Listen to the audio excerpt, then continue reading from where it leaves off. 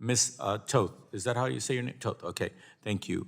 Can you discuss how an Office of Public Engagement and Participation at the Nuclear Regulatory Commission would help communities better navigate proceedings before the commission?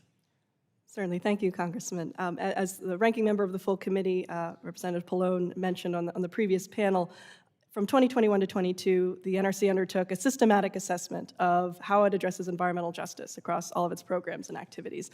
And that review process revealed a lot of learnings about how the Commission can be doing better that extend beyond just how it implements environmental justice practices across the agency. The staff made many recommendations to the Commission that are still sitting with the Commission for action. One of these, referencing the NRC's existing 1995 EJ strategy, flagged that the NRC has a goal to inspire stakeholder confidence through more comprehensive public outreach, engaging more transparently, providing information up front. And certainly the staff had identified that currently NRC stakeholder outreach is very infrequent and often only ever takes place when there is already a pending activity within the community.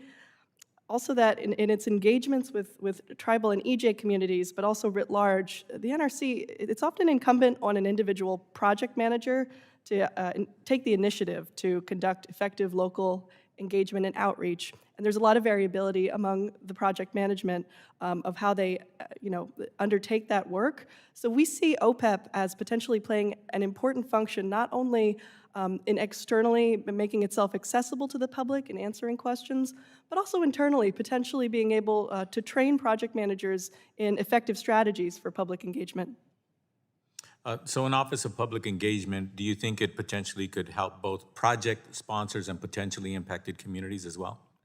Yes, absolutely. As I mentioned in my opening remarks, the OPEP would establish more capabilities to enable the public to engage with the regulator, which is an important democratizing function of any federal agency.